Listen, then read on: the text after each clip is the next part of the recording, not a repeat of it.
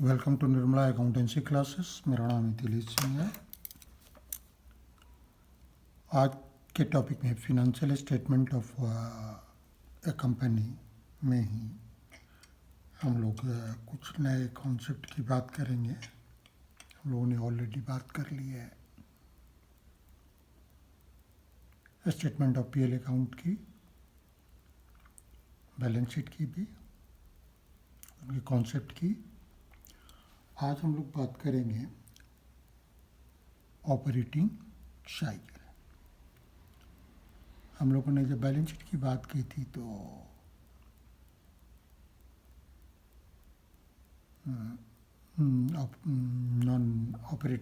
Non current asset और current asset की बात की थी। उसी तरह लायबिलिटी की बात की थी तो करंट और नॉन करंट लायबिलिटी की बात की थी। तो करंट और नॉन करंट लायबिलिटी का जो डिसीजन होता है, कौन सा लायबिलिटी करंट है, कौन सा लायबिलिटी नॉन करंट है, तो उसमें एक टॉपिक होता है हमारा,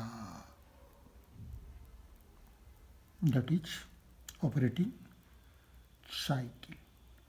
इसके आधार पर भी डिसाइड होता है कि कौन सा हमारा आइटम करंट है और कौन सा आइटम हमारा नॉन करंट है।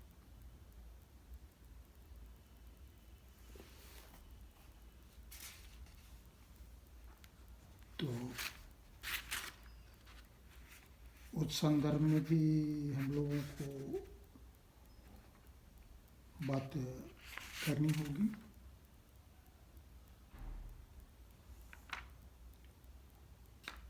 इसी के लिए हमने ये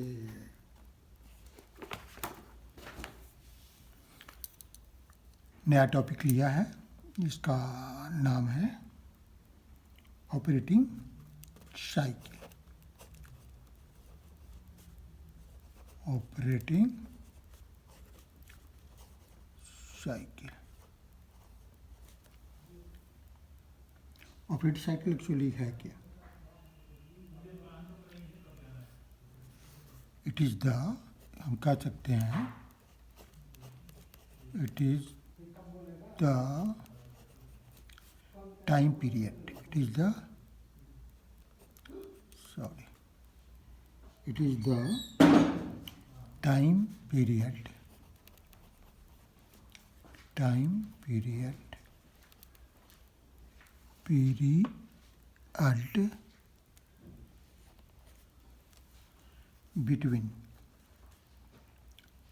period between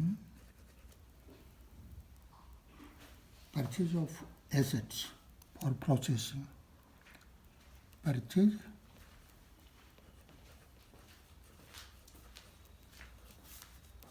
of assets for processing, mainly raw material,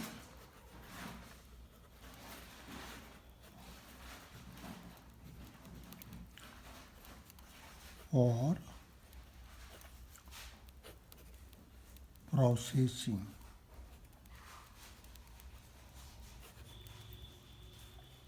and their realization in cash or cash equivalents, and their realization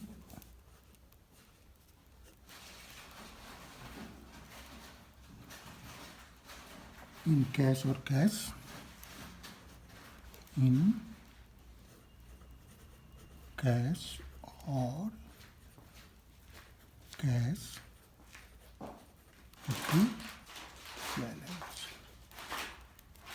ये हम लोगों ने इसका डेफिनेशन समझा।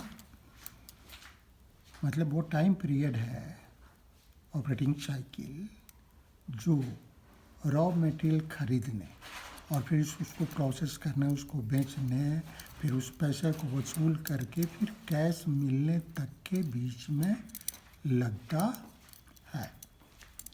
इसको ऑपरेटिंग साइकिल चार्ट को हम लोग इस तरह समझ सकते हैं। सबसे पहले सपोज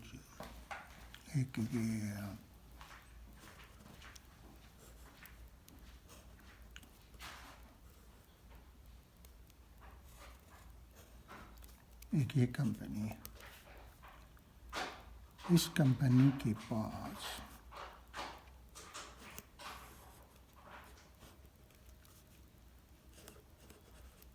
कैश है और बैंक में बैलेंस है। अब ये कंपनी क्या करती है, ये कुछ रॉ मटेरियल परचेज करती है। क्या करती है? Purchase of raw material. मान लीजिए ये रॉ मटेरियल उसके पास कुछ समय तक रहता है,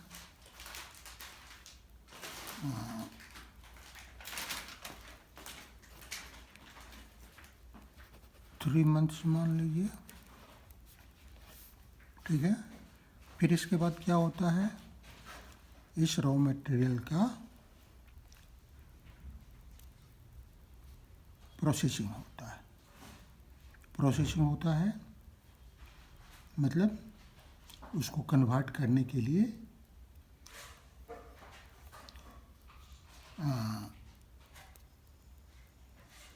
फिनिश गुड्स में, तो उसको वर्क इन प्रोग्रेस कहते हैं। तो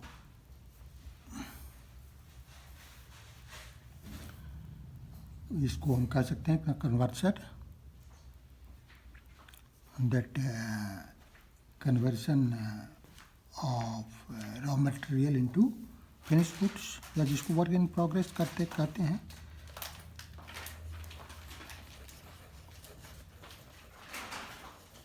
ये प्रोसेसिंग पीरियड है। इसमें क्या कहते हैं, इसको वर्क इन प्रोग्रेस कहते हैं, या इसको कह सकते हैं कन्वर्शन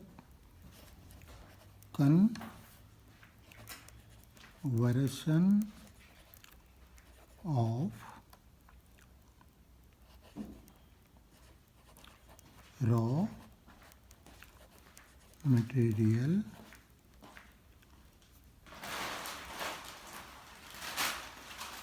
into finished goods।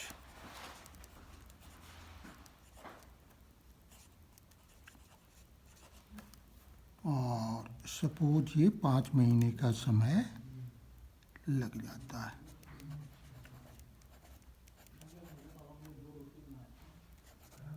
फिर हमको क्या मिलता है, हमको फिनिश गुड्स मिलता है। हमको क्या मिलता है, हमको फिनिश गुड्स मिलता है। हमको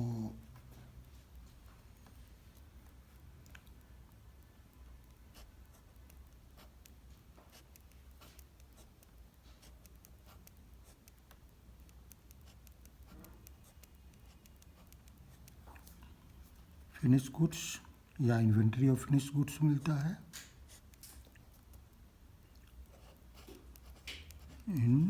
इन्वेंट्री ऑफ फिनिश्ड गुड्स, ठीक है।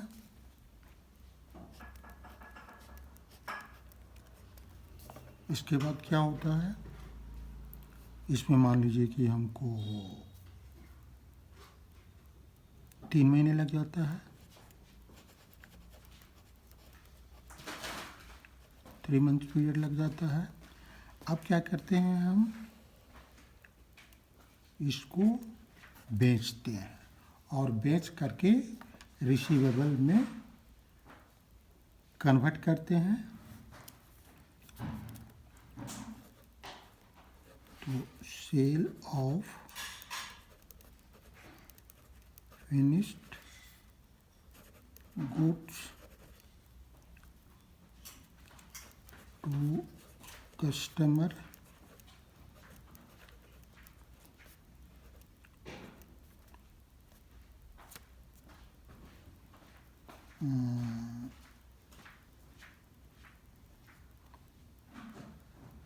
and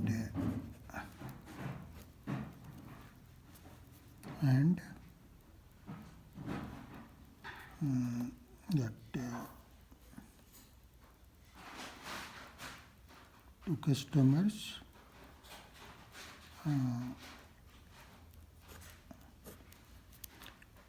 कस्टमर्स और डेटर्स जिसको कहते हैं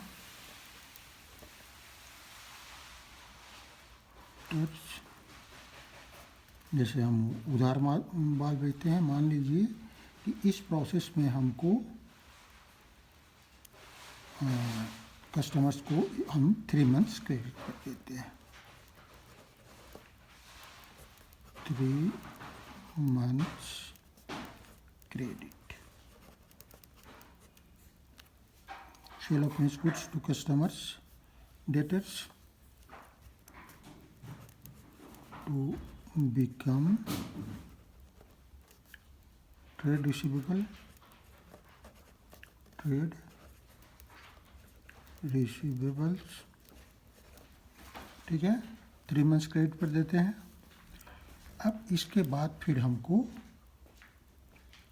ये cash and bank realisation from trade receivables ये रियलाइज होता है। रियलाइजेशन फ्रॉम ट्रेड रिसीवेबल्स फिर कैश में जाता है।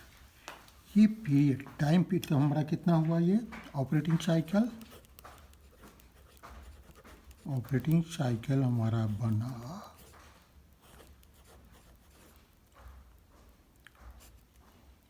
इक्वल टू यहाँ कितना लगा 3 months plus 5 months plus 3 months plus 3 month, total 14 months का हमारा ये ऑपरेटिंग मंथ्स का ये हमारा ऑपरेटिंग साइकिल हुआ। ये कम का भी हो सकता है, कुछ दिन का हो सकता है, कुछ लंबे साल का हो सकता है, 5 साल का हो सकता है, 10 साल का होता है, 20 साल का होता है। जैसे बड़े बड़े शिप बिल्डिंग वगैरह होता है, उसमें 5 साल, 10 साल, 15 साल, 20 साल भी हो सकता है।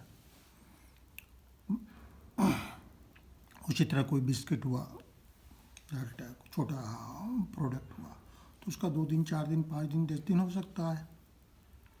ठीक है, मतलब मुद्दा ये है कि रॉ मटेरियल के समय कैश खर्च करने होने से उसकी फिर कस्टमर से रियलाइज बनने, गुड्स के रूप में रहने, प्रोसेस में रहने, डेटर्स के रूप में रहने के बाद जब कैश रियलाइज होता है, इस पूरी अवधि को हम लोग ऑपरेटिंग साइकिल कहते हैं। क्लियर है? अब इस पर हम लोग एक क्वेश्चन कर लेते हैं। पहले भी हम लोगों ने देखा है, इस क्रम में हम लोगों ने पहले भी बात की है। जब हम लोग बात कर रहे थे बैलेंस शीट की, तो हम लोगों ने उस पर बात की। ये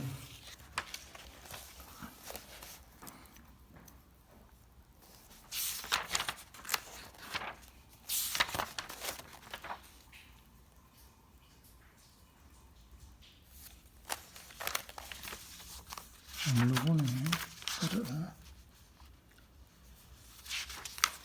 पहले भी जब बैलेंस शीट की बात की थी, हाँ, करंट लायबिलिटी किसको कहते हैं? लायबिलिटीज भी कह सकते हैं set. It is a liabilities satisfied any of the following. It is if a liability satisfies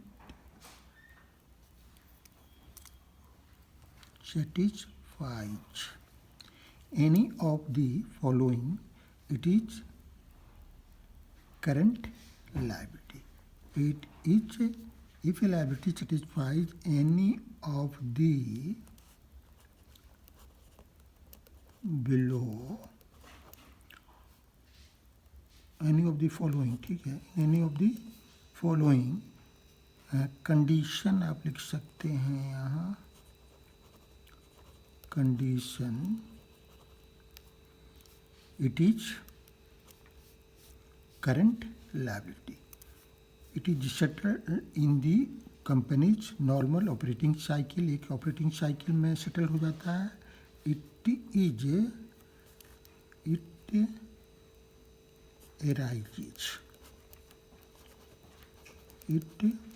arises from the purchase for sale or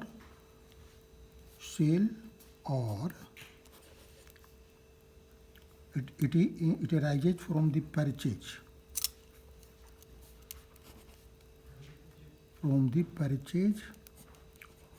of goods for sale or consumption in production. It is settled within 12 months. मतलब ये चारों में से कोई एक अगर पूरा करता है, it can't be deferred after 12 months. तो ये करंट लायबिलिटी है. और नॉन करंट क्या है? जो करंट नहीं है वो नॉन करंट है. तो ये पहले भी हम लोगों ने बात की थी इस पर. एक और कोई प्रॉब्लम हुआ था हम लोगों को, हाँ, अंडर डेवलपमेंट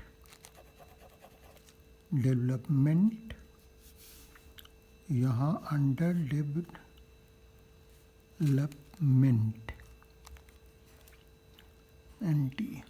डेवलपमेंट MENT.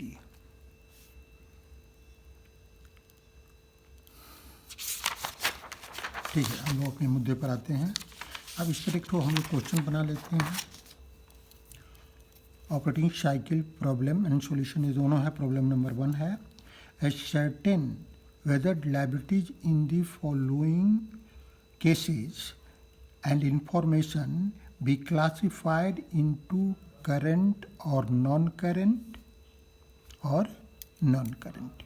ठीक है, हम लोग को बताना है कि इन केसेस में लायबिलिटी को हम लोग करंट कहेंगे या नॉन करंट कहेंगे, करंट कहेंगे या नॉन करंट कहेंगे इन केसेस में. ठीक है, तो एक एक करके हम लोग लेते हैं. पहला केस हमारा क्या है?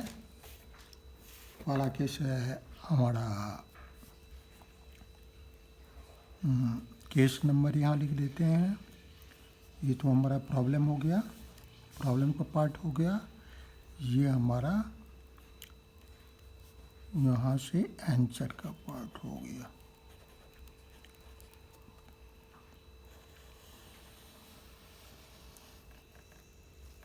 ये पार्ट हमारा आंसर का हो गया. तो केस हो गया और current oblique non current, current oblique non current, इसमें से दोनों है, कोई लायबिलिटी है. ठीक है, तो यहाँ लायबिलिटी ही पूछ रहा है, एसेट भी पूछता तब भी वही होता. यहाँ केवल एसेट लिखते. तो इसमें ऑपरेटिंग साइकिल इन मंथ्स दिया हुआ है, expected payment period in months दिया. आप इसको एवरेज पेमेंट पीरियड लिख सकते हैं, एक्सपेक्टेड या एवरेज. दोनों एक ही शब्द है, एवरेज पेमेंट पीरियड। अब देखिए ऑपरेटिंग साइकिल हमारा 11 मंथ का है और एक्सपेक्टेड पेमेंट पीरियड या एवरेज पेमेंट पीरियड कितना है, 9 मंथ्स का। वो 11th क्लास में हम लोगों ने पढ़ा था कि कोई भी लायबिलिटी अगर 12 महीने से कम में, 12 महीने या उससे कम में देनी होती है तो उसको क्या कहते हैं, उसको करंट लायबिलिटी कहते हैं। तो ये हमारा 1 क्या हो गया, ये करंट हो गया, इसमें कोई कन्फ्यूजन नहीं है। हमारा ऑपरेटिंग साइकिल भी 12 महीने से कम है, ये भी 12 महीने से कम है, तो ये करंट हो गया। अब सेकेंड क्या है, हमारा ऑपरेटिंग साइकिल 9 मंथ का है और एवरेज पेमेंट पीरियड कितना का है, 12 मंथ का है। ठीक है, एवरेज पेमेंट पीरियड 12 मंथ का है, तो ऑपरेटिंग साइकिल भी 12 मंथ से कम है, ये भी 12 मंथ्स ही है, मतलब अब 12 मंथ। अगर 12 मंथ एक दिन भी है तो वो फिर हम लोग दूसरे तरीके से सोचेंगे। ठीक है, तो यहाँ क्या हो गया सेकेंड में, ये भी हमारा करंट ही है। अब थर्ड में आइए, ऑपरेटिंग साइकिल हमारा 10 मंथ्स का है और एक्सपेक्टेड पेमेंट पीरियड हमारा 12 मंथ का है। अब बताइए क्या है, ऑपरेटिंग तो हमारा 10 मंथ का है और एवरेज पेमेंट पीरियड हमारा 14 मंथ का है। तो हमने पढ़ा है क्या कि जो 11th में कि जो 12 मंथ से ऊपर की लायबिलिटी होती है उसको क्या कहते हैं, नॉन करंट। तो वो यहाँ लागू होगा, नॉन करंट। ये दोनों करंट क्यों हुए, ये दोनों करंट इसलिए हुआ कि ये 12 मंथ से कम है, 12 मंथ है या 12 मंथ से कम है। अब यहाँ आइए फोर्थ में, ऑपरेटिंग साइकिल है 17 मंथ, लेकिन एवरेज पेमेंट पीरियड हमारा 14 मंथ। तो ये क्या होगा, अब अगर पहले का 11th के ज्ञान के अनुसार हम कहें कि 14 महीने का है, 12 महीने से अधिक है, इसलिए नॉन करंट हुआ, नहीं, ये नॉन करंट नहीं है, ये क्या है, ये करंट है। क्यों करंट है, इसलिए कि हमारा ऑपरेटिंग साइकिल का जो पीरियड है वो हमारे एवरेज पेमेंट पीरियड से अधिक है। मतलब क्या तथ्य निकला, अगर हमारा ऑपरेटिंग साइकिल का पीरियड एवरेज पीरियड, हमारे एवरेज पीरियड पेमेंट या एक्सपेक्टेड पीरियड पेमेंट से ज़्यादा है तो वो पीरियड चाहे कितना का भी हो, 12 मंथ का हो, 15 मंथ का हो, 60 मंथ का हो, 20 मंथ का हो, 100 मंथ का हो, कुछ भी हो, वो करंट में ही आएगा, सब्जेक्ट टू हमारा ऑपरेटिंग साइकिल। मान लीजिए कि 120 मंथ का हमारा ऑपरेटिंग साइकिल है और 110 मंथ का हमारा एवरेज पेमेंट पीरियड या एक्सपेक्टेड पेमेंट पीरियड। तो ऑपरेटिंग साइकिल हमारा जो कि 120 मंथ का है तो हमारे लिए वो करंट ही होगा, नॉन करंट नहीं होगा। भले ही पेमेंट हम 9.5 मंथ्स के बाद या 9.5 ईयर्स के बाद या 10 ईयर्स के बाद या 20 ईयर्स के बाद कर रहे हैं। अगर हमारा दैट ऑपरेटिंग साइकिल 21 ईयर्स का है और payment average payment period 20 years का है, तब भी वो करंट ही होगा, नॉन करंट नहीं होगा। नॉन करंट तब होगा जब ऑपरेटिंग साइकिल का पीरियड कम है और एवरेज पेमेंट पीरियड 12 महीने से ज़्यादा का है। ठीक है, मतलब एवरेज पेमेंट 12 महीने से ज़्यादा का है और ऑपरेटिंग साइकिल उससे कम है। जो भी ज़्यादा है उससे ऑपरेटिंग साइकिल कम है। अब नेक्स्ट आइए आप फिफ्थ में, और क्लियर हो जाएगा। यहाँ फिफ्थ आ गया। यहाँ क्या है, हमारा ऑपरेटिंग साइकिल 18 मंथ्स का है और एक्सपेक्टेड या एवरेज पेमेंट पीरियड कितना है, 20 मंथ। तो हमारा ये 18 का है और ये 20 का है, तो पेमेंट पीरियड ज़्यादा है जो 12 महीने से अधिक है, इसलिए ये क्या होगा, फिफ्थ हमारा होगा नॉन करेंट।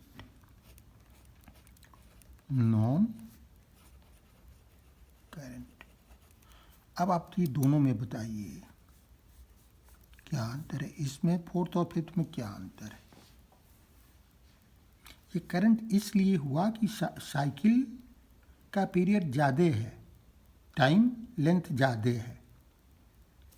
यह भी है नॉन करंट। 11 नॉलेज के अनुसार, मतलब 11th में जो हम लोगों ने सीखा है पहले, 11th जो हम लोगों ने सीखा है कि 12 मंथ के पीरियड से ज़्यादा का जो पेमेंट होता है उसको नॉन करंट कहते हैं। फिर भी हम यहाँ करंट लिख रहे हैं, इसलिए लिख रहे हैं कि हमारा ऑपरेटिंग साइकिल 17 मंथ का है। यहाँ चूँकि हमारा ऑपरेटिंग साइकिल 18 मंथ का है, लेकिन पेमेंट पीरियड 20 मंथ का है, या एक्सपेक्टेड पेमेंट पीरियड 20 मंथ का है। चूँकि इससे ये ज़्यादा है इसलिए नॉन करंट हो गया। अगर ये 20 होता, ये 18 होता, तो ये करंट ही होता। जैसे इस केस में ये 17 है, ये 14 है। अब एक लंबा क्वेश्चन भी ले लें। सपोज ये 60 मंथ और ये 48, तो क्या होगा, ये क्या होगा, ये करंट ही होगा। इतना लंबा है समय, लेकिन ये करंट ही होगा, नॉन करंट नहीं होगा। देखने से हमको लग रहा है 48 मंथ्स 4 ईयर्स का है, ये 5 ईयर्स है। क्योंकि 5 ईयर्स हमारा ऑपरेटिंग साइकिल है, इससे ये कम है, तो ये करंट ही होगा। अब देखिए यहाँ ये 10 का है और ये 12 का है, ये कम है, ये 12 है, फिर भी ये करंट, क्योंकि 12 तक है इसलिए ये करंट। क्लियर। अब नेक्स्ट देख लीजिए, तो ये भी 12 है और ये भी 12 है, तब भी ये करंट है।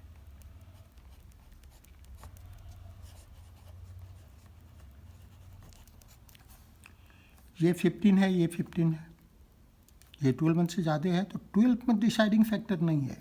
एक्चुअली हमारा मेन डिसाइडिंग फैक्टर हमारा क्या है, operating cycle plus more than 12 months. मतलब ऑपरेटिंग साइकिल अगर हमारा ज़्यादा है, तब 12 मंथ का जो डिफिनेशन है, जो कॉन्सेप्ट हमारा है, वो लागू हो भी सकता है या नहीं लागू हो सकता है। अगर हमारा एक्सपेक्टेड जो पेमेंट पीरियड है ऑपरेटिंग साइकिल से कम है, ठीक है, तो वो करंट में आएगा। 12 मंथ से ज़्यादा होने के बाद भी, जैसे इस केस में आया, जैसे इस केस में आया, ये सब तो 12 महीने से ज़्यादा हैं, इस केस में आया, ठीक है। तो 8th ये हो गया, ये 9th हो गया, ये भी हमारा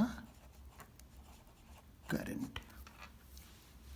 कॉन्सेप्ट हमारा क्या हुआ, कॉन्सेप्ट हमारा हुआ, if operating period is more